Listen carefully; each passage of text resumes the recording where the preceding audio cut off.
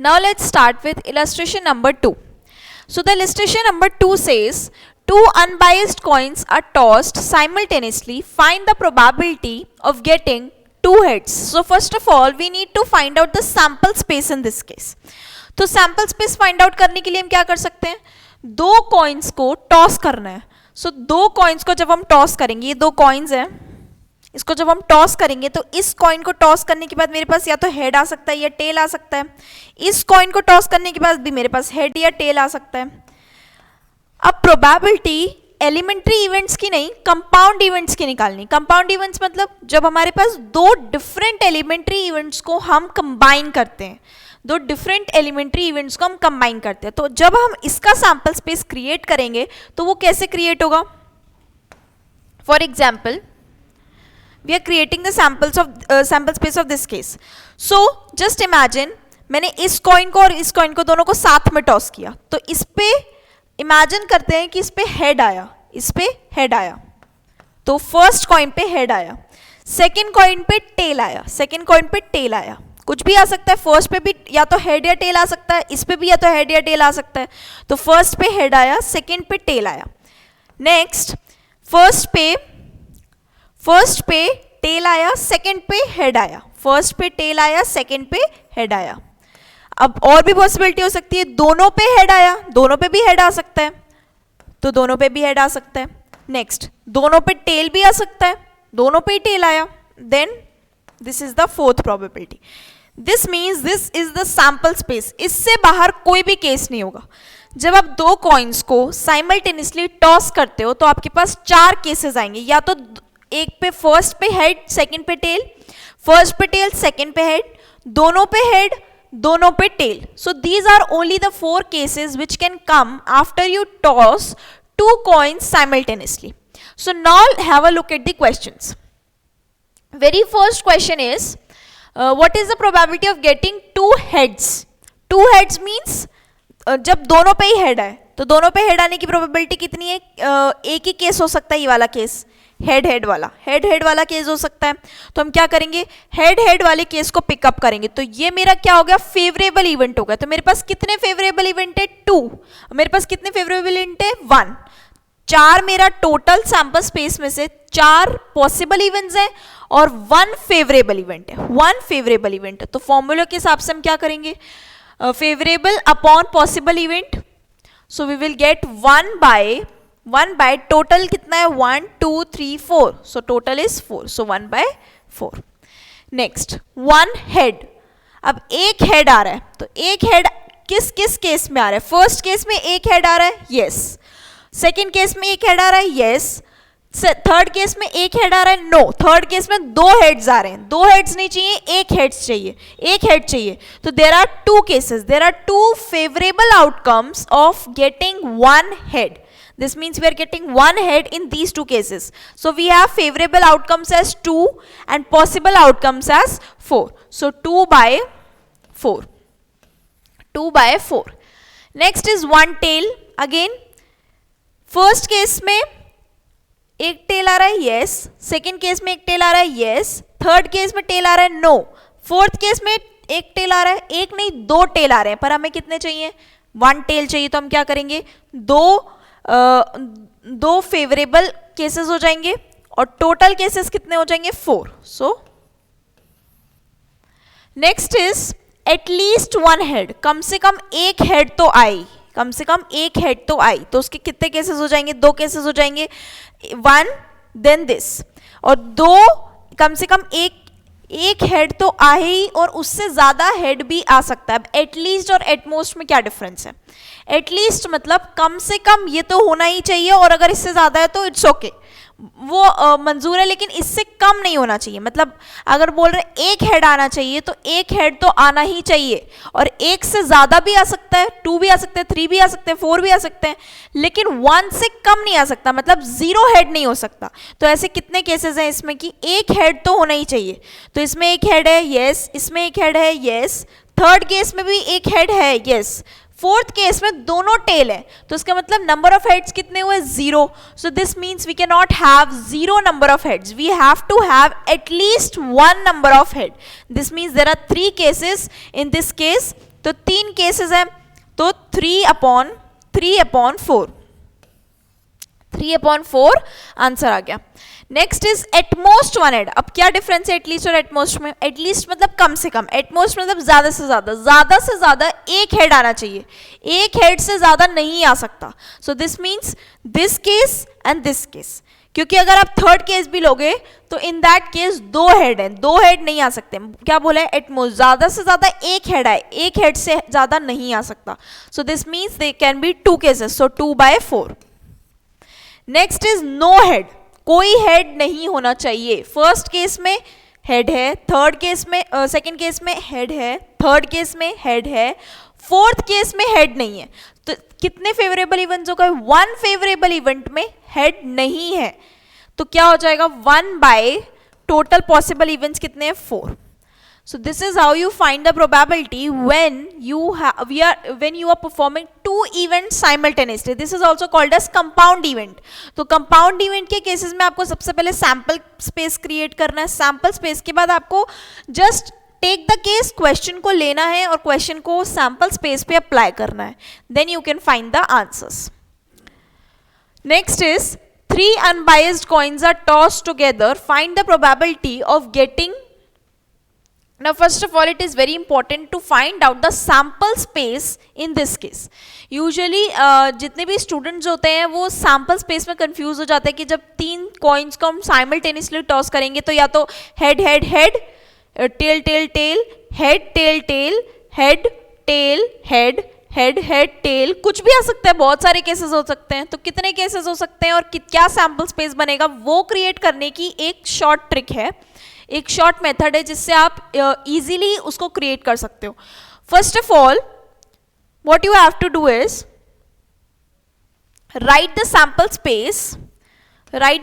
Space for 2 coins tossed simultaneously. ये 3 coins का case है, लेकिन अभी हम 3 कॉइन्स नहीं ले रहे, अभी हम सिर्फ 2 कॉइन्स के लिए लिखते हैं. तो 2 कॉइन्स के लिए क्या केस था? Head head, tail tail, head tail या फिर टेल हेड. ये 4 केसेस थे. तो ये तो लिखना आसान है.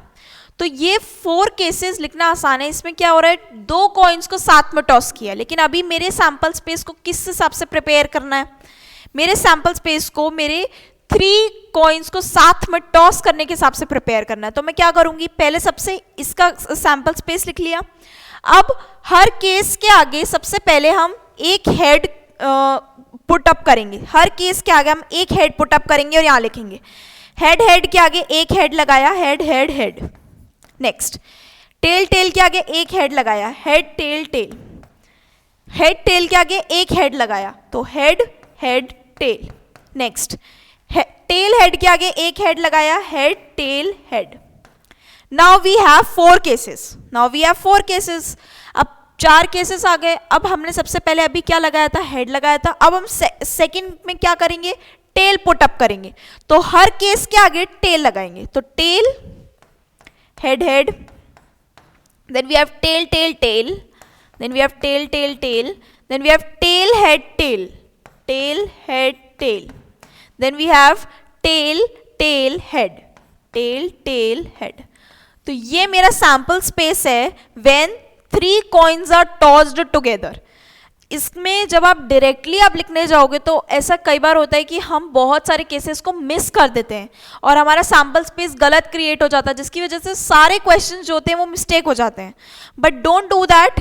There is a trick. What you can do is सबसे पहले ये लिखा, आप 2 का सैम्पल स्पेस लेकर 2 का लिखने के बाद सब केसेस के आगे एक बार हेड लगा दीजिए, सब केसेस के आगे एक बार टेल लगा दीजिए.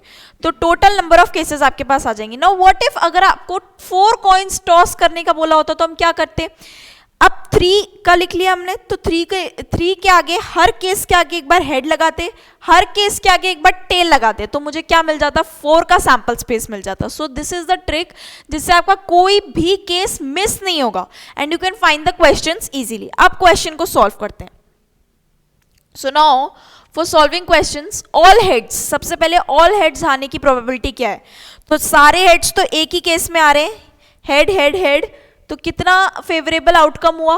फेवरेबल आउटकम हुआ 1, और टोटल आउटकम कितना है? तो काउंट कर लेते हैं 1 2 3 4 5 6 7 8. This means there are total 8 outcomes.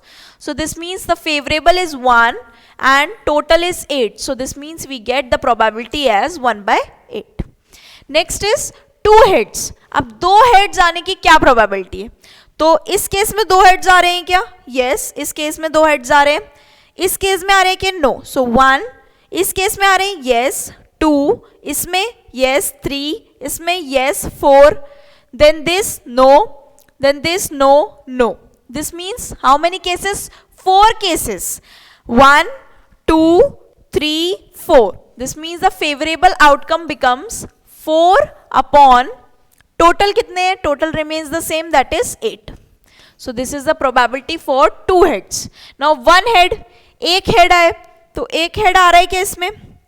Yes, 1 head is available. So 1 head is available. 2 3 4 5 6 7. There are 7 cases, क्योंकि टेल ही एक ऐसा केस है जिसमें एक भी हेड नहीं आ रहा. इन सब केस में एटलीस्ट एक हेड तो आ ही रहा है, तो कितने केस हो जाएंगे? 7 अपॉन 8. एटलीस्ट 2 हेड्स, कम से कम 2 हेड्स तो आने ही चाहिए. तो कम से कम 2 हेड्स क्या होते हैं? 2 से ज्यादा भी हो सकते हैं. सो दिस केस में, इस केस में 3 हेड्स है. So this means we can consider this case 1, at least 2 heads. So this can not be considered. 2 3 4, there can be 4 cases in which you are having at least 2 heads. At least 2 heads. So 4 upon 8 again. 4 upon 8 again. So this is how you solve questions when you have a larger sample space. सबसे पहले आपको sample space create करना है, which is very important. Sample space से आप कितने भी questions को solve कर सकते हो. कोई भी question हो, कैसा भी question हो, बस look at the sample space and answer the question. And remember the formula. Probability can be find out by using the formula number of favorable events upon number of possible events, and then you can get the probability.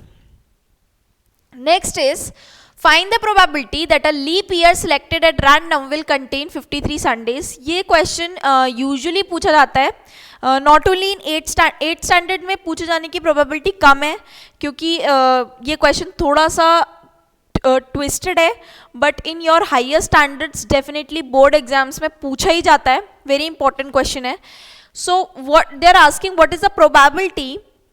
What is the probability that the leap year selected at random will contain 53 Sundays? तो सबसे पहले हम इस question को समझते हैं. उस question को समझने के लिए हमारे पास एक समरी है. One leap year has 366 days. एक नॉर्मल ईयर में 365 डेज होते हैं और एक लीप ईयर में 366 डेज होते हैं.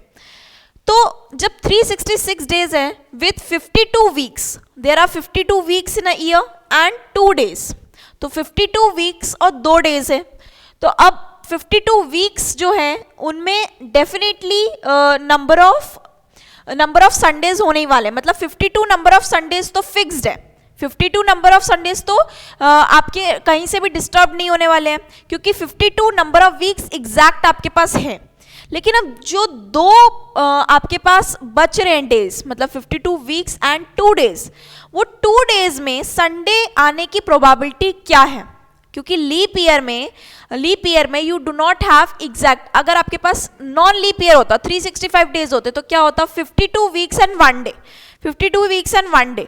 तो क्या हो जाती प्रोबेबिलिटी? 1/6. क्यों हो जाती? क्योंकि 1 डे है, 1 डे में 6 चीजें आ सकती हैं, या तो Sunday, Monday, Tuesday, Wednesday, Thursday, Friday, Saturday. इन 6 में से कुछ भी आ सकता है. तो दिस मीन्स 1, तो 1/6 हम 1/6 कर देते हैं. But in this case we have 2 days left.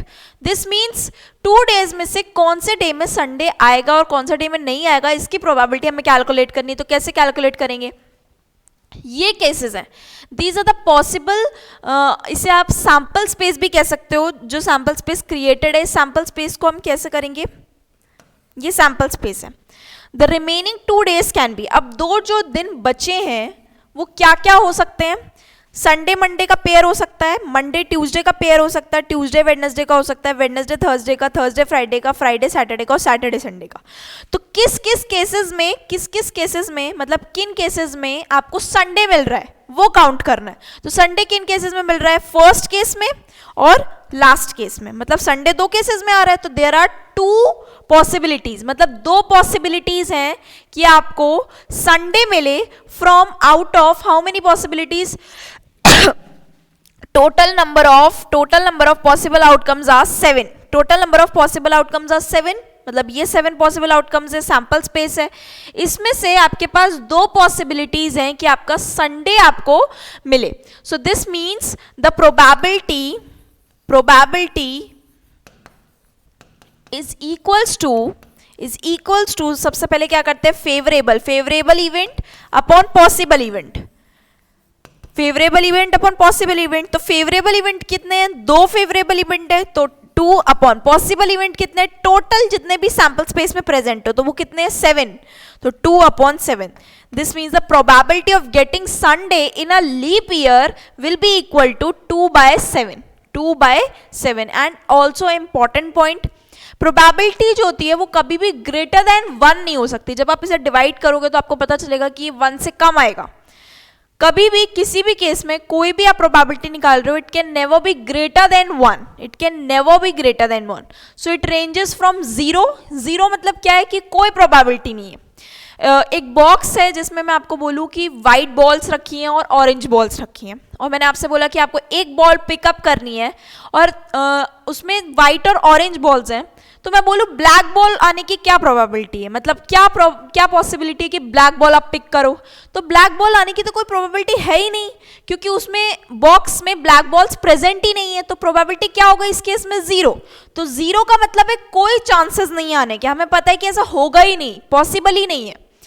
Then 1 probability मतलब अगर आपके पास एक बॉक्स है जिसमें सिर्फ ब्लैक बॉल्स हैं, सिर्फ black balls, no white balls, no other balls, सिर्फ ब्लैक बॉल्स हैं, और आपने एक बॉल पिकअप करी और मैंने आपसे पूछा कि क्या प्रोबेबिलिटी होगी कि आपकी ब्लैक बॉल ही है, तो आप बोलोगे 1 प्रोबेबिलिटी। डेफिनेटली इसमें कोई कंफ्यूजन ही नहीं होगा कि कौन सी बॉल आ रही है, क्योंकि उसमें प्रेजेंट ही ब्लैक बॉल्स हैं।